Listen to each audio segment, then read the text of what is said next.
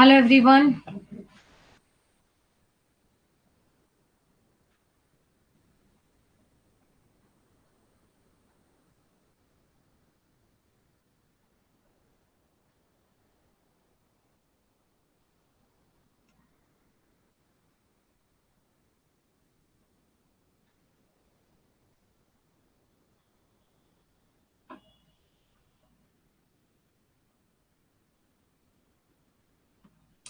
Hello everyone. Please join the meeting.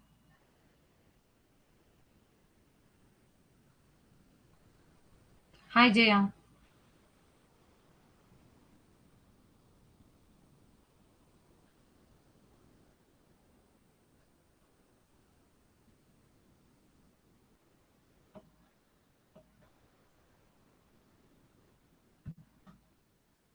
How are you? Hmm.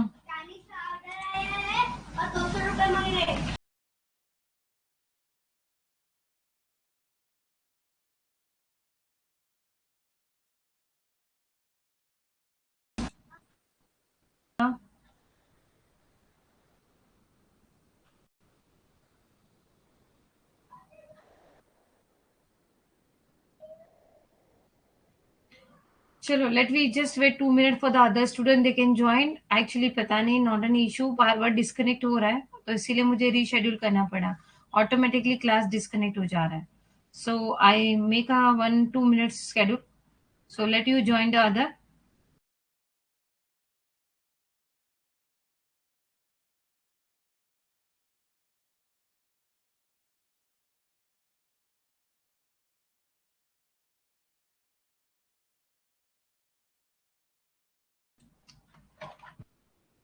Okay. So let me wait 2 minutes for the other student they can join. Now I am audible or visible to you properly.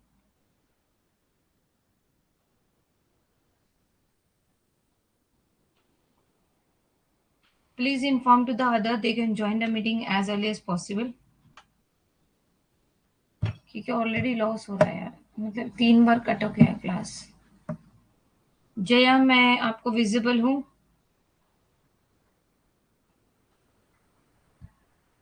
Neha मैं आपको visible हूँ. Audio clear आ रही है dear?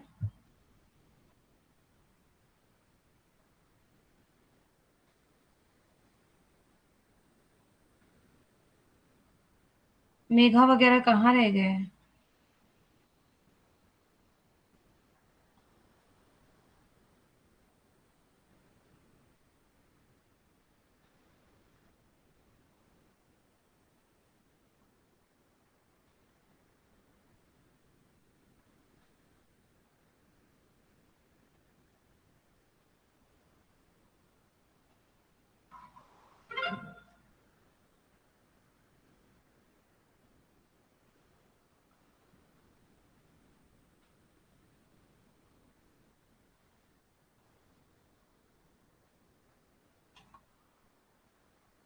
चलो just I'm going to be start the lecture. If they are joined, so they will be connect. Okay. If you have a contact with the chat box, you can just contact with them. Okay, lecture is started. So let me start. सो देखो हम लोग क्या कर रहे थे, meaning of a micro economic. पहले हम देख लेते हैं माइक्रो इकोनॉमिक क्या होता है. माइक्रो मतलब छोटा, मैक्रो मतलब बड़ा. हमने बचपन से देखता है. बट माइक्रो मतलब कौन सी study. Micro means a small part of a thing. Micro economic does deal with the small part of the national economic. It study the economic action and behavior of an individual unit, such as an individual consumer, individual producer, price particular commodity of the factor. यानी हम पढ़ते हैं, हम देखते हैं कि उसका price कितना है. यानी छोटे छोटे, यानी अगर हम लोग कोई चीज मैन्युफैक्चरिंग करने जा रहे हैं तो उसकी प्राइस क्या होती है, उसका मैन्युफैक्चरिंग कितना होता है, उसका प्रोडक्शन कॉस्ट कितना होता है. ये सारी चीजें हम पढ़ते हैं किसमें, माइक्रो इकोनॉमिक में. Microeconomic factor that influence the individual economic choice, labor economic, decision of an individual firm, decision of an individual household, decision of an individual consumer, how the demand and price determine the individual market. यानी micro economic में हमको देखना होता है कि हमको individual, यानी हर एक चीजों को, सिंगल सिंगल चीजों को देखकर चलना है. कि हम लोगों को इकोनॉमिकल फैक्टर से देखना है कि हम कितना ग्रोन कर पाएंगे. डिसीजन के अंदर हमको क्या क्या डिसीजन लेने हैं, डिसीजन फर्म के रिलेटेड क्या डिसीजन होना चाहिए, कंज्यूमर से रिलेटेड क्या उनको राइट्स देने हैं क्या नहीं देने हैं, प्राइस कितना रखना है मार्केट के हिसाब से, हाउस होल्ड इंडिविजुअल के हिसाब से डिसीजन कि ये प्रोडक्ट जो है रेगुलर यूज में चलेगा नहीं चलेगा, लेबर को कितने चार्जेस पे करने हैं, इन सब चीजों का डिसीजन हम देखते हैं माइक्रो इकोनॉमिक में। सूक्ष्म अर्थशास्त्र का अर्थ, सूक्ष्म का अर्थ है किसी वस्तु का छोटा सा भाग। इस प्रकार सूक्ष्म अर्थशास्त्र राष्ट्रीय अर्थशास्त्र के एक छोटे से हिस्से से संबंधित है। ये व्यक्तिगत इकाइयों जैसे व्यक्तिगत उपभोक्ता, व्यक्तिगत उत्पादक या फर्म किसी विशेष वस्तु या कार की कीमत यदि के आर्थिक कार्यों को व्यवहार का अध्ययन करता है। Is this clear everyone? Please let me know. Jaya, Neha, clear है डियर कंसेप्ट?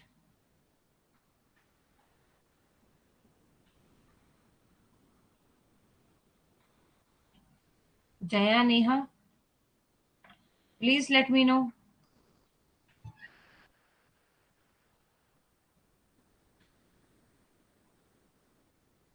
Yes.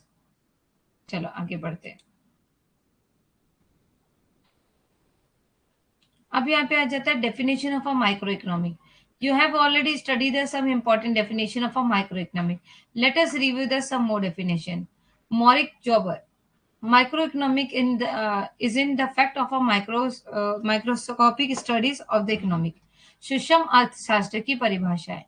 आप पहले ही सूक्ष्म अर्थशास्त्र की कुछ महत्वपूर्ण परिभाषाओं का अध्ययन कर चुके हैं। आइए कुछ और परिभाषाओं की समीक्षा करें। मैरिस्टॉक, सूक्ष्म अर्थशास्त्र वास्तव में अर्थव्यवस्था का एक सूक्ष्म ध्यान है।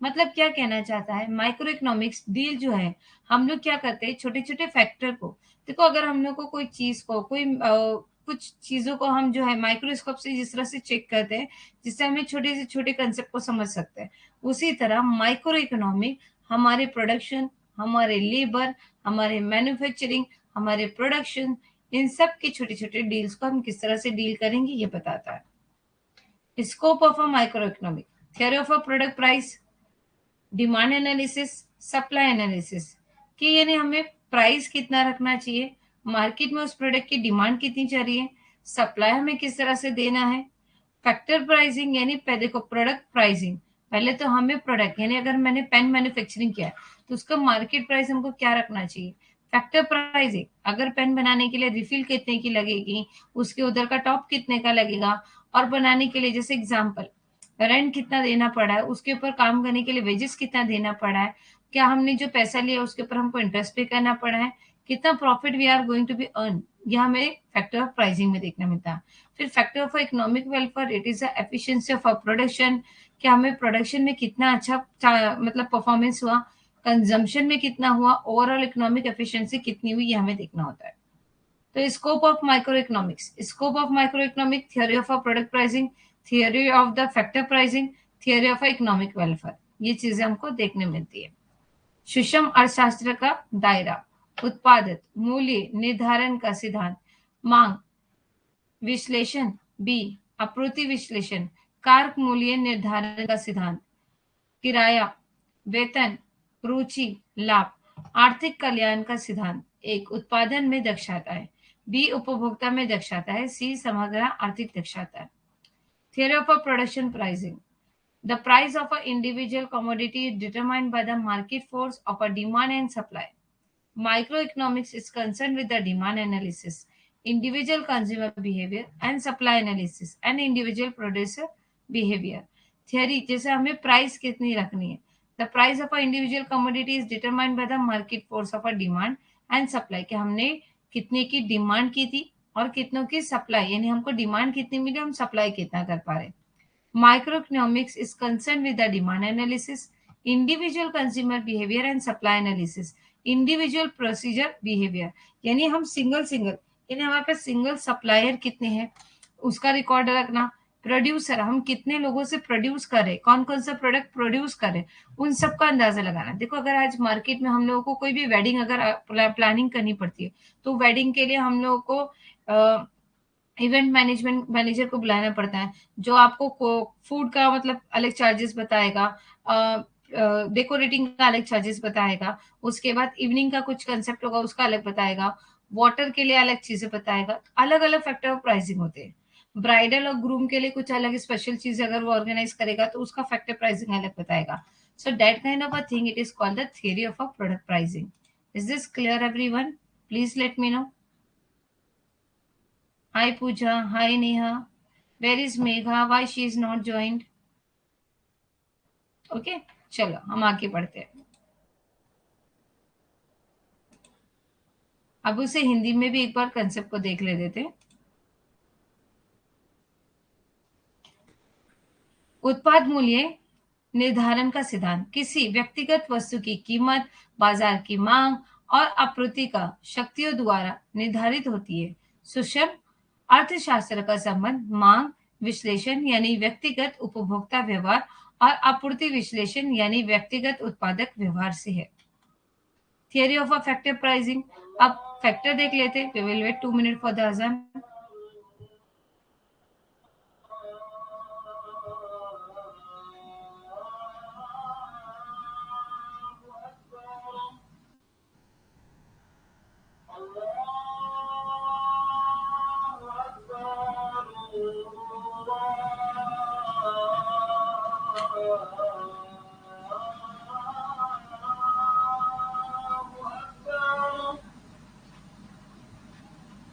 أشهد أن لا إله إلا الله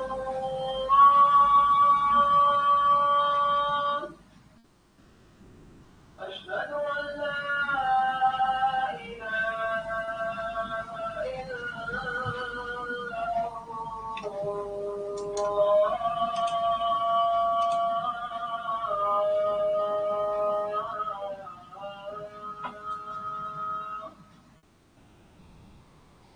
أشهد أن محمدا رسول الله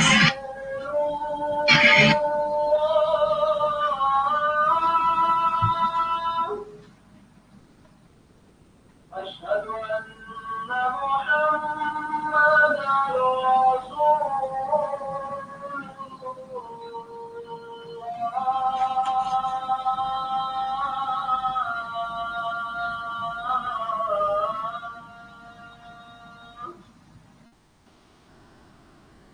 حي على الصلاة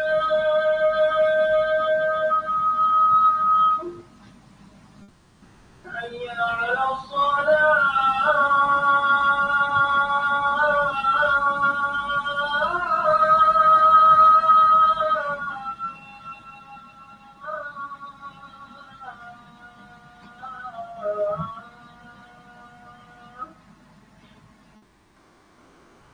حي على الفلاح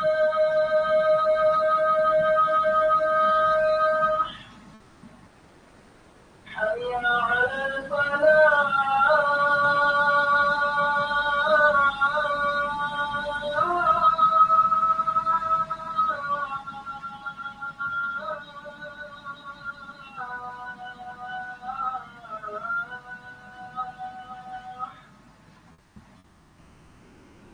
الله أكبر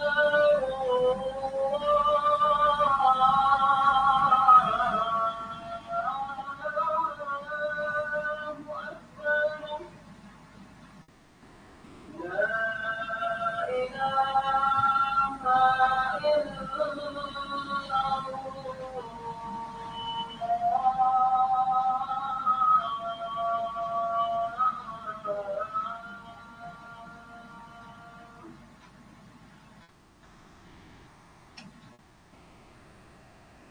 चलो लेट मी स्टार्ट। फिर आ जाता है theory of a factor of a pricing, the macro economy. अभी हमको फैक्टर ऑफ अ प्राइसिंग, देखो अगर कोई भी चीज हम बनाने जा रहे हैं तो हम लोगों को पैसों को डिवाइड करना रहता है। सिर्फ एक चीज बना के बनने से तो नहीं हो जाती, हमें हर चीज के बारे में सोचना रहता है।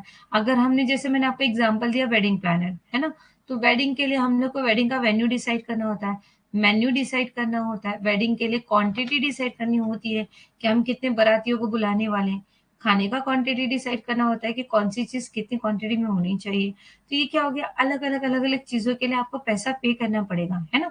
तब जाके आपका वेडिंग मैनेजमेंट का इवेंट प्लान होगा। तो exactly in the micro economic, जब भी हम कोई चीज प्रोड्यूस करते हैं या कोई चीज मैन्युफैक्चरिंग करते हैं, तो हमें इन छोटी छोटी प्राइसिंग का ध्यान रखना पड़ता है कि हम जो लैंड यूज कर रहे हैं वो खुद का यूज कर रहे हैं कि रेंटल है, लेबर जो यूज हो रहे हैं उनके चार्जेस कितना पे कर रहे हैं, कैपिटल हमारे पास कितना है, एंटरप्रेनर हमारे साथ कितने जुड़े हुए हैं, all are the factor are contribute to the production process. Microeconomic help in the determining factor the word for the land, labor, capital and entrepreneur in the form of the rent, wages, interest and profit respectively. यहाँ पर आ जाते हैं, थोड़ा सा blur दिखेगा आपको photo, but मैंने उसको एक छोटे से चार्ट वाइज में किया है, पीडीएफ में आपको बहुत इजीली मिल जाएगा। माइक्रो इकोनॉमिक की थ्योरी क्या कहती है? तो माइक्रो इकोनॉमिक की 3 थ्योरी है, pricing, product pricing, factor pricing and theory of a welfare. अब प्रोडक्ट प्राइसिंग को हम डिमांड के ऊपर डिपेंड करते हैं और प्रोडक्शन के ऊपर दे देते हैं। फैक्टर प्राइसिंग तो ये बहुत ईजी हो गया कि आपको फैक्टराइजेशन करना है कि हमारा वेजेस में कितना पैसा जा रहा है, रेंट में कितना जा रहा है, इंटरेस्ट में कितना जा रहा है और प्रॉफिट के लिए कितना। और इकोनॉमिकल वेलफेयर, यानी हमने किसी से फंड लिया हुआ है या कहीं पर हम इन्वेस्ट कर रहे हैं, तो ये सारी चीजें हमें इकोनॉमिकली वेलफेयर को दिखाता है। कारक मूल्य निर्धारण का सिद्धांत, सुषम अर्थशास्त्र में भूमि, श्रम, पूंजी और उद्यम के कारक है जो उत्पादन प्रक्रियाओं में योगदान करते हैं।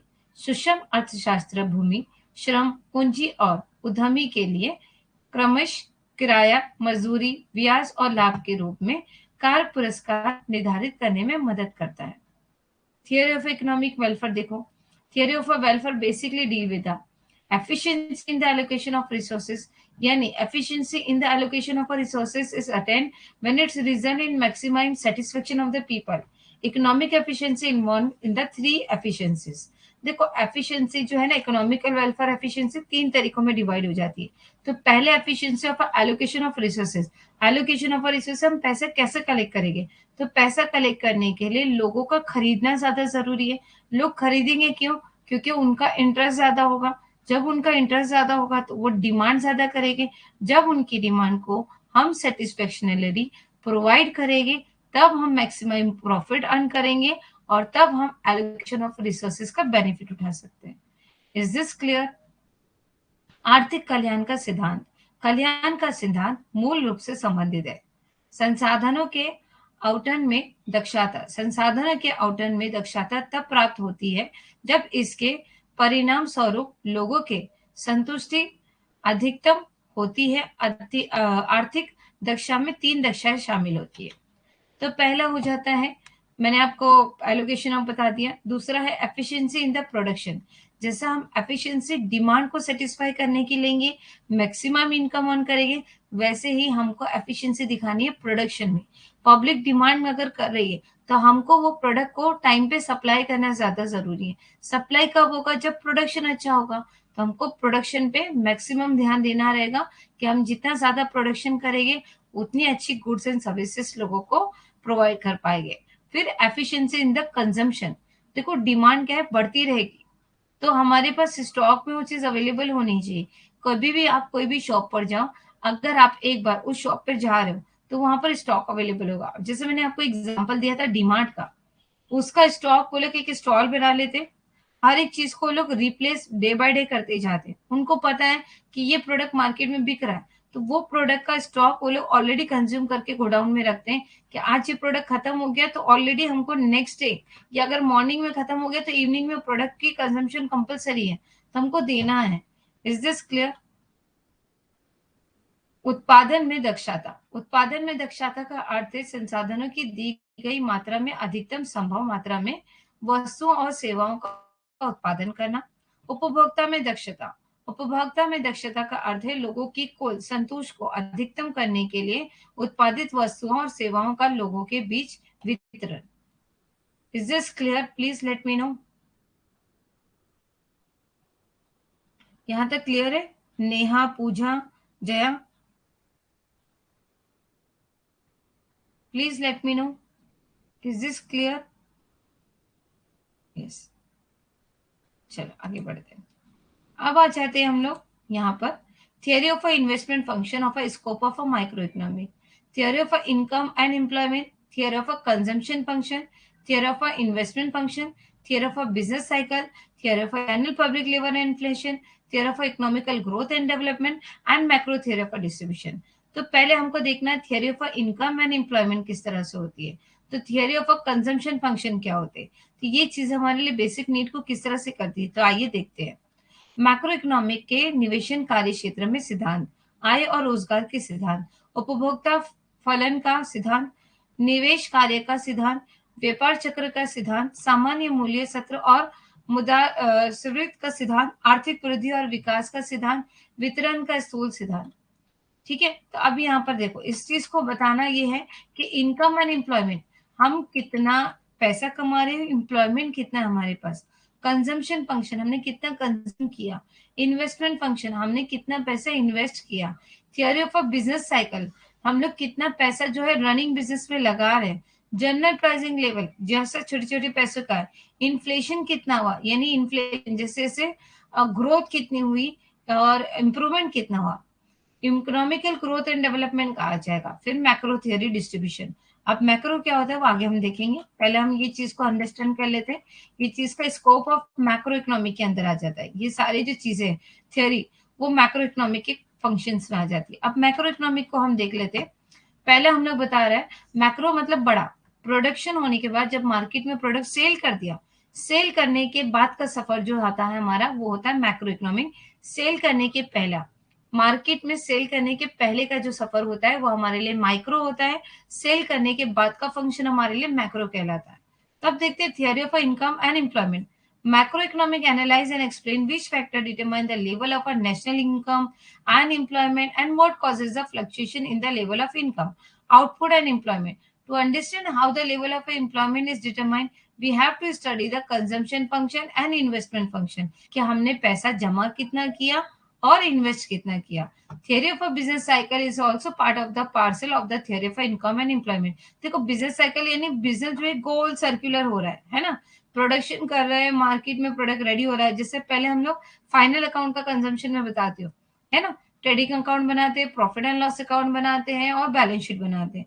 ट्रेडिंग में हमने मैन्युफैक्चरिंग कितना हुआ और प्रॉफिट एंड लॉस में मार्केट में सेल होने के बाद और सेल होने के साथ साथ जो हम लोग का एक्सपेंसेस और इनकम आई उसका रिकॉर्ड, फिर बैलेंस शीट में कितना पैसा बच गया, कितना पैसा इन्वेस्ट हो गया। तो ये क्या होता है, पूरा सर्कुलर होता है। तो हम साल भर यही काम करते आते हैं। तो business cycle is what it is a circle. तो सर्कुलर में पहले हमको देखना है इनकम कितनी आ रही है, एम्प्लॉयमेंट कितना आ रहा है। आय और रोजगार का सिद्धांत, व्यापक आर्थिक विश्लेषण बताता है कि कौन से कारक राष्ट्रीय आय और रोजगार के सत्र को निर्धारित करते हैं और आय उत्पादन और रोजगार के सत्र में उतार चढ़ाव का कारण क्या है। इसे समझने के लिए रोजगार का सत्र और निर्धारित होता है, हम उपभोक्ता का फलन और निवेश पालन का अध्ययन करना होगा। व्यवसाय चक्र का सिद्धांत भी आय और रोजगार के सिद्धांत का एक हिस्सा है। Theory of a general pricing level and inflation. Microeconomic analysis show how the general price level is determined and further explain what causes the fluctuation in it. The study of a general price level is significant on the account of a problem created by the inflation and deflation. Price से हमें पता चलेगा price level. देखो जैसा price कम होगा ना तो हमारी ग्रोथ बढ़ती जाएगी क्योंकि डिमांड बढ़ती जाएगी, तो इन्फ्लेशन हाई हो जाएगा। तो जैसे जैसे इन्फ्लेशन बढ़ेगा या डिफ्लेशन होगा, यानी हम ऊपर चढ़े या हम नीचे उतरे, हमारा प्रॉफिट हो रहा है या हमारा लॉस हो रहा है, तो हमें ये क्या डिफाइन करता है, जनरल प्राइसिंग लेवल पे। यानी हमें एक पॉइंट पे बताया जाता है कि हमें इस प्राइस को रोकना पड़ेगा या हमें इस प्राइस को डील करना पड़ेगा या इस प्राइस के अंदर कुछ चेंजेस लाने पड़ेंगे। सम टाइम जब होता है, देखो विंटर सीजन के अंदर, विंटर सीजन में अगर आप देखोगे तो आपको एक चीज पता चलेगी कि विंटर में पेप्सी और कोको कोला के रेट जो है डाउन हो जाते हैं या 25% एक्स्ट्रा करके बता देता है, या फिर आपको 50% मतलब कुछ ना by one get one free देता है। क्यों? क्योंकि पता है कि विंटर में प्रोडक्ट कम बिकेगा। अब 3 महीना जो है कंपनी जो अपना सेल बंद तो नहीं कर सकती कि ठंडी का सीजन है, जो हैबिचुअल है, जो रेगुलर पीने वाले उनको वो चीज लगेगी। तो that time of a criteria वो लोग जो है हमेशा ऑफर देते हैं। देखो विंटर में आपको आइसक्रीम पे भी ऑफर मिलेगा, by one get one free, क्योंकि कंपनी बंद हो जाएगी 3 महीना अगर वो सेल नहीं करेगी। तो कंपनी को प्राइसिंग फैक्टर पे ध्यान देना पड़ता है कि अब ये 3 महीना हमको अगर हमारा प्रोडक्ट मार्केट में रखना है, पब्लिक के अंदर हमारे प्रोडक्ट की इमेज बनाए रखनी है, तो फिर उसलिए हमें उसमें प्राइस में चेंज लाने पड़ेंगे। एक सीजनेबल चीजें होती है जिसमें हम क्या कर देते हैं, उस प्रोडक्ट के ऊपर ध्यान देना पड़ता है। Is this clear everyone?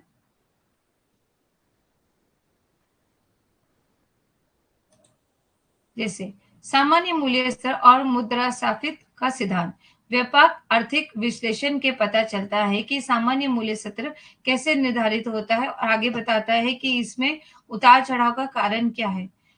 मुद्रास्फीति और अपस्फीति द्वारा उत्पादन समस्याओं के कारण सामान्य मूल्य स्तर का अध्ययन महत्वपूर्ण है। Theory of growth and development. Microeconomics consists of the theory of economical growth and development. It explains the causes of undeveloped and poverty. It also suggests a strategy of acceleration, growth and development. यानी growth and development micro economic बताता है कि हम कितना growth कर सकते हैं, कितना डेवलप कर सकते हैं और अंडर डेवलप एंड पॉवर्टी को किस तरह से डील कर सकते हैं जहां पर हम डेवलप नहीं कर पा रहे। जैसे मैंने आपको बताया कि 3 महीने अगर प्रोडक्ट जो है हमारा डाउन हो जाएगा तो हमको डाउन मार्केट में भी अपनी स्टेबिलिटी बनाए रखने के लिए किस तरह से ग्रोथ एंड डेवलपमेंट करना है। वृद्धि और विकास का सिद्धांत। सामाजिक अर्थशास्त्र में आर्थिक वृद्धि और विकास का सिद्धांत शामिल है। ये आविष्कृति और गरीबी के कारणों की व्यवसाय करता है, यदि विविध और विकास में गति देने के लिए रणनीतियों की भी सूचता है। फिर मैक्रो थियरी ऑफ डिस्ट्रीब्यूशन आ जाता है। Macro theory of distribution deal with the relative shares of rent, wages, interest and profit in the total national income. अब मैक्रो थियरी ऑफ डिस्ट्रीब्यूशन क्या कहता है? It deal with the relative shares of rent, wages, interest and profit. हमने क्या किया, theory distribution करते हैं कि हम भाड़ा कितना देंगे, वेजेस कितना देंगे, यानी हर एक चीज को डिस्ट्रीब्यूट करके रखना है ना। हम लोग ने वेडिंग प्लान किया तो वेडिंग में हमने डिस्ट्रीब्यूट कर लिया, मेहमानों के लिए हमको खर्चा कितना करना है, वेडिंग पे ब्राइडल के लिए कितना खर्चा करना है, ग्रूम के लिए कितना खर्चा करना है, फैमिली के लिए कितना करना है, ये हमने डिस्ट्रीब्यूट करके रख दिया। तो इसीलिए जैसे एक एग्जांपल है, बारातियों का स्वागत हम करेंगे पान पराग से, तो एक आ गया फैक्टर कि हमको बारातियों का स्वागत करना है, तो उसके लिए खर्चा कितना आएगा। It is a macro theory of a distribution. Utility is a capacity of a commodity to satisfy the human wants. In other words, utility is a want satisfy power of a good. Utility मतलब देखो, उपयोगिता किसी वस्तु की मानवीय आवश्यकताओं को संतुष्ट करने की क्षमता है, यानी हमारे को सेटिस्फेक्शन करवाना है। Capacity of a commodity of a satisfaction, यानी हम किस तरह से सेटिस्फाई कराएंगे। Utility is a want to satisfy the power of a good, यानी हमको ख्वाहिश जो कहती है ना वो हमारी पूरी फुलफिल होनी चाहिए। मुझे चाहिए मतलब चाहिए, तो ये चाहिए वो चीज अवेलेबल करवाना, मार्केट में प्रोडक्ट होना, it is called a utility. अब इसका रिलेटिव कंसेप्ट होता है, utility is related to the time and place. It is a various from the time to time and place to place. For example, woollen cloth have a great utility in the winter. जैसे मैंने बताया ना, woollen का जो है cloth, जो हम लोग को स्वेटर्स वगैरह जो लगते हैं वो विंटर में लगेंगे। Sand has greater utility to construction on the side. और शीशो, सैंड का यूज कहाँ पर होगा, मट्टी का यूज इस्तेमाल, जो रेती वगैरह लगती है वो रेती का या तो सी साइड पे लगेगा या तो हमें कंस्ट्रक्शन के लिए लगेगा। Subjective concept, it is a psychological concept. Utility differs from person to person, यानी पर्सन टू पर्सन। जैसे कि अभी समझ लो, मेघा ने बोला कि मुझे सना मैम अच्छी लगती है, तो जया भी बोले कि मुझे सना मैम अच्छी लगती है, तो ये क्या हो गया, habit, like, dislike, nature, habit, professions. हमको एग्जाम्पल हो जाता है। तो एग्जाम्पल के लिए देखो, डॉक्टर के लिए स्टेथोस्कोप कंपलसरी है ना, मैं तो स्टेथोस्कोप लगा के नहीं घूमूंगी। तो सब्जेक्टिव, यानी जिसका इस्तेमाल जिसके साथ है। मैं टीचर हूँ तो मेरा क्वालिटी है पढ़ाना, समझा। अगर मैं डॉक्टर का काम तो नहीं कर सकती हूँ, मैं जाके बोलूंगी कि चलो आज हॉस्पिटल खाली है, पेशेंट बहुत ज्यादा है, तो मैं आज डॉक्टर का रोल प्ले कर दूं, नहीं। तो ये क्या हो जाता है, प्रोफेशनल चीज हो जाती है। तो सब्जेक्टिव कंसेप्ट, यानी किसकी चीज किसके लिए इस्तेमाल होने वाली, इस चीज का ध्यान रखना। ethically neutral concept. The concept utility has no ethically consideration. It is a morally colorless concept. The commodity should satisfy anyone to a person without consideration what is the good or what the bad. Desire understand. देखो, यहाँ पर हम ethically neutral concept रखते हैं। हम ये नहीं देखेंगे कि अच्छी चीज है बुरी चीज है। जो सिगरेट हैबिचुअल है उसको सिगरेट सेटिस्फेक्शन करती है, उसकी यूटिलिटी है सिगरेट, तो उसको तो सिगरेट चाहिए, है ना। जो ड्रंकर है उसको तो ड्रंक के लिए चाहिए। अभी नाइफ का इस्तेमाल फ्रूट कटिंग के लिए भी होता है, जान लेने के लिए भी होता है, नुकसान करने के लिए भी होता है। तो it is depend upon the bad work और गुड वर्क। तो इसका साइड इफेक्ट भी हो सकता है और अच्छे इफेक्ट भी हो सकते हैं। तो इस चीज का इस्तेमाल हमें किस तरह से करना चाहिए, किस चीज के लिए लेना चाहिए, इस पे ध्यान देना होता है। नैतिक रूप से तथ्य अवधारण, अयोग्यता की अवधारण में कोई नैतिक विचार नहीं है। ये नैतिक रूप से रंगहीन अवधारण है। वस्तुओं का अच्छे या बुरे, वांछनीय या अवांछनीय का विचार किए बिना किसी व्यक्ति की किसी भी इच्छा को पूरा करना चाहिए। उदाहरण के लिए चाकू की उपयोगिता फलों और सब्जियों को काटने के साथ साथ किसी का नुकसान पहुंचाने के लिए भी किया जा सकता है। दोनों इच्छाएं अलग अलग प्रकृति की है, लेकिन एक ही वस्तु की संतुष्ट होती है। इसी प्रकार उपयोगिता नैतिक रूप से तटस्थ है। Is this clear? Please let me no.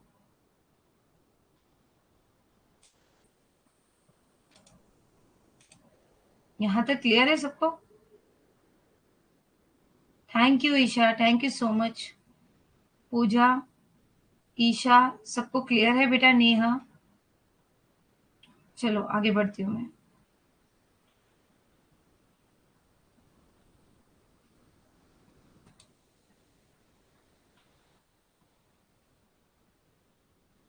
अभी यहाँ पे utility differs from the usefulness. Utility जो है हम लोग को कमोडिटी ह्यूमन वांट्स को, whether useful indicate a value use for the commodity. For example, mills has a both utility as well as usefulness to a consumer, while liquor has a utility only the addicted but has no usefulness। यानी deferred from the usefulness, यानी हम लोगों को चीजें जो है ना इस्तेमाल में आती है, मानवीय आवश्यकताओं को पूरा करने की क्षमता है, जबकि उपभोक्ता वस्तु के उपयोग में मूल्य को इंगित करती है। उदाहरण के लिए दूध की उपभोक्ता के लिए उपयोगिता और उपयोगिता दोनों है, जबकि शराब की केवल नशे के लिए उपयुक्त है। लेकिन देखो मिल्क जो है हम लोग यूज के लिए तो कर रहे है ना, तो ये यूजफुलनेस हो गया हमारे लिए, है ना। बट डिफर्ड फ्रॉम यानी जो लिक्विड है उसके लिए, उसका जो है हमारे लिए, जो हम अच्छे लोग हैं हमारे लिए मिल्क सेटिस्फेक्शन में काम कर रहा है, जो शराबी है उसके लिए शराब काम कर रही है ना। तो ये जो चीज हो गई, जिसको जो चीज सेटिस्फाई करेगी वो चीज, अब वो अच्छी है बुरी है वो जाने दो, बट सेटिस्फेक्शनली चीज क्या हो रही है वो देखना था।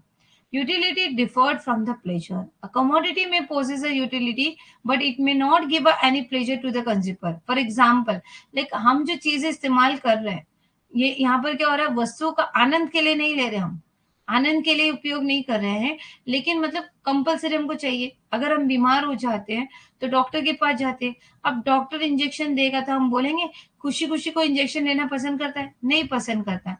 बट वो टाइम होता है इंजॉयमेंट के लिए हम जाते हैं, यस डॉक्टर आज मेरा मन किया आइए मुझे इंजेक्शन दे दीजिए। नहीं, वेदर वी रिक्वायर्ड, मतलब कहीं ना कहीं ना चाहते हुए भी उस चीज को एक्सेप्ट करना और उस चीज को लेना, ये चीजें हमारे लिए क्या हो जाता है, प्लेजर। यानी उसका हम प्लेजर नहीं दे रहे, बट हमको ये चीज जरूरी हो रही है लाइफ में लेना। Utility differed from the satisfaction, ये बहुत अच्छा लगता है। Causes of a consumption, satisfaction in the end result of a consumption, they are interrelated but still different concept. A thirsty person drink a glass of water. Since the water has a capacity to satisfy the thirst, causes a consumption, they have satisfied ever the result। देखो कौन सी चीज हम consume करेंगे, जो चीज जिससे हमको satisfaction होगा। मुझे प्यास लगी है तो प्यासा इंसान पानी पी के ही प्यास बुझा सकता है। आखिर पानी का काम पानी ही करता है, जब भी मेट का डायलॉग है ना, पानी का काम पानी ही करता है। क्योंकि अगर हम कितना भी जूस पी ले, कितना भी कोई चीज ड्रिंक ले ले, लेकिन वो चीज अगर हमें वाटर की रिक्वायरमेंट होगी तो वो वाटर ही होगी। अगर हमें भूख लगेगी, खाना ही खाना है, तो हम सोचेंगे सैंडविच खा के गुजारा कर लो, नहीं चलेगा, हमको खाना चाहिए मतलब चाहिए। एक दिन खा सकता है, 2 दिन खा सकते हैं, रेगुलर जो चाहिए मतलब चाहिए। Is this clear? अभी जैसा मोबाइल फोन है ना, हर एक बच्चे को चाहिए मतलब चाहिए, कंपलसरी। कोई भी बिना मोबाइल के रह सकता है, इलेक्ट्रॉनिक गैजेट के बिना नहीं रह सकता। उपयोगिता की संतोष के विभिन्न उपयोगिता उपभोक्ता के कारण है, संतुष्ट विभोग का अंतिम परिणाम है। वे परस्पर संबंधित ही है, लेकिन फिर भी अलग अलग अवधाएं हैं। उदाहरण के लिए एक प्यासा व्यक्ति एक गिलास पानी पीता है क्योंकि पानी में प्यास बुझाने की क्षमता होती है। जल की उपयोगिता उपभोग का कारण है और प्रतिबंध संतुष्ट उपभोग का अंतिम परिणाम है। Measurement of a utility of a hypothetical. Utility is an abstract concept, cardinal or the numerical measurement. यानी हम quantity decide करते हैं. Utility is not possible. For example, 30% after drinking a water may drive the higher or the lower level of a utility. देखो अभी मैं अगर बोलूंगी मुझे प्यास लगी है, तो आप मुझे 1 गिलास पानी दोगे, हो सकता है मैं बोलूँगी और पानी दो, हो सकता है मैं बोलूँगी और पानी दो, या हो सकता है 1 गिलास में मैं सैटिस्फाई हूँ। तो वी कांट से दैट कि सैटिस्फैक्शन जो होगा पॉजिटिव होगा कि नेगेटिव होगा, 1 गिलास होगा कि 2 गिलास होगा, 4 गिलास पीने से भरेगा या 5 गिलास, तो हम उसको क्वांटिटी को ये नहीं कर सकते। It is called a measurement of a utility. Okay, मापन काल्पनिक, यानी हम लोग एक अजम्पशन कर सकते हैं कि एक प्यासा इंसान जो है, अभी अगर समझो हम मैं तुम्हारे यहाँ पे गेस्ट आई हूँ, ठीक है, अब आपको तो नहीं पता गेस्ट आई हूँ, मैंने खाने के टाइम पर आ गई हूँ, आपने बोला चलो मैडम खाना खाने बैठ जाओ, अब आपको तो नहीं पता कि मैं कितनी रोटी खाऊंगी, 2 चपाती खाऊंगी, 4 चपाती खाऊंगी। अगर आपको मैं मोटी दिख रही हूँ तो आपने सोचा होगा मैडम 4 तो चपाती ले लेगी, हो सकता है मैं एक चपाती खा लूं, सिंपल। तो exactly we can not be say that और जज दैट के ये कितना खाएगा या कितना पिएगा, या इसकी सेटिस्फेक्शन हम कितनी क्वांटिटी। पानी पूरी खाने जाते, एक प्लेट कभी खाकर आए हो? नहीं। हाँ, पैसे कम होंगे तो एक प्लेट खाते हैं, लेकिन ज्यादातर हम लेडीज लोग पानी पूरी कभी भी 6 पानी पूरी लेंगे, सूखा पूरी भी लेंगे, और एक प्लेट पानी पूरी खाएंगे, उसके साथ सूखा पूरी भी लेंगे। मतलब सेटिस्फेक्शन हमको क्या हो रहा है, चीजें जो है क्वांटिटी हम बता नहीं सकते हम कितनी खाएंगे। Okay, utility is a multi-purpose. A commodity can satisfy the wants more than the one person. It can also put us several useful in. Electricity multipurpose, जैसे अब इलेक्ट्रिसिटी तो बहुत ओल्ड हो गया, वाईफाई का एग्जांपल ले लेते हैं। आज एक घर में वाईफाई लगा दो, घर के 10 मेंबर जो है वाईफाई का यूज कर सकते हैं, तो इट इज कॉल्ड है utility the multipurpose. Utility depend on the intensity of a want.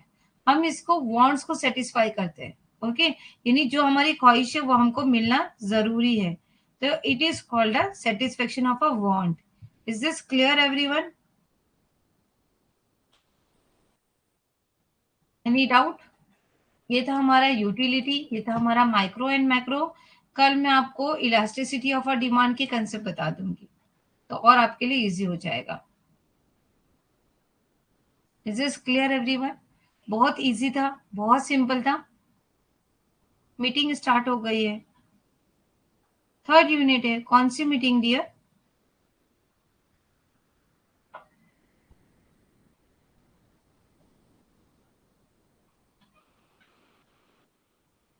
Okay okay, तो डियर ये चीजें last slide repeat, last slide में एक minute, depend on the intensity of a want, यानी जैसे जैसे इंसान की ख्वाहिश होती जाएगी वैसे वैसे हम उसको चीजें दे जाएंगे।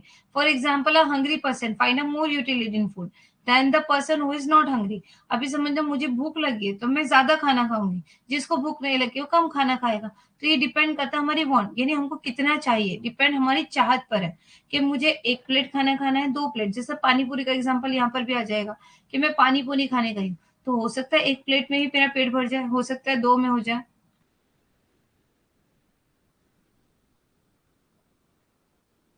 Okay, now it is clear. 20 नहीं 10 मिनट है डियर। मीटिंग थी 9 बजे, किस रियल में थी मुझे नहीं पता, चलो देख लेते हैं। हाँ, सर का मैसेज आया है, ज्वाइन द मीटिंग, 10 मिनट पहले दे दिए। ठीक है, ये इकोनॉमिक्स की यूनिट चल रही है, थर्ड यूनिट। हमारी यूनिट 1 फिनिश हो गई है, यूनिट 2 फिनिश हो गई है, यूनिट 6 फिनिश हो गई है। अब लाइन से जाने की ख्वाहिश थी आपकी, इसीलिए मैंने हम यूनिट 3 स्टार्ट कर लिया है, यूनिट 3 का हाफ हो गया है। ठीक है, चलो कोई बात नहीं, अभी आप सब लोग मीटिंग ज्वाइन कर लो, मैं भी मीटिंग पर आ जाती हूँ अगर है तो। ठीक है, let me meet on the meeting. सारे नोट्स वगैरह मैंने पूरे प्रीवियस अपलोड कर दिए हैं, सो आप लोग वहाँ चेक कर लो। और कोई डाउट कोई क्वेरीज है तो मुझे बता दो, फिर कोई इशू नहीं आए फिर ज्योति सर से मुझे बहुत डांट पड़ जाती है कि ये नहीं हुआ वो नहीं हुआ। ठीक है, तो एनी डाउट एनी क्यूरीज, फिर इंशाल्लाह हम कल मिलेंगे। और कल हमारा इलास्टिसिटी ऑफ अ डिमांड पर भी होगा, इलास्टिसिटी ऑफ अ सप्लाई पे भी ले लेते हैं, मोनोपोली पे भी लेना बाकी है। ओके, सो ये सारी चीजें करेंगे। ओके ओके, चलो bye bye everyone, take care. No issue, आप एक बार रिकॉर्डिंग देख लेना, अगर कोई डाउट आएगा Garima, so let me ask, I will explain you. Okay, चलो बाय बाय। ओह! कोई बात नहीं गरिमा, अपने तबीयत का ध्यान रखो और जो भी डाउट, जो भी क्वेरी है मुझे पूछ लेना। I will definitely help you out. Okay? चलो bye bye everyone, take care.